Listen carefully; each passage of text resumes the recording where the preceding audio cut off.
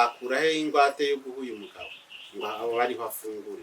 Mwabikoze bikiri muri ribu, dore ko habonetse. Imana ifite ukuntu ibigenza kenshi buri gihe.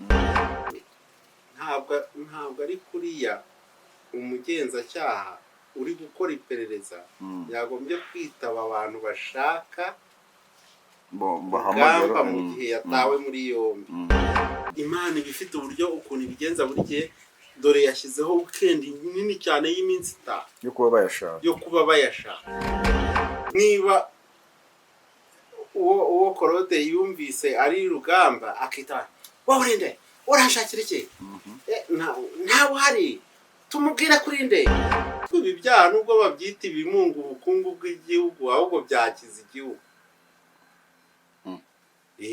Uravuze ngo abantu babikore ku bwinshi, bashatse babikora ku bwinshi igihugu kikabona amafaranga.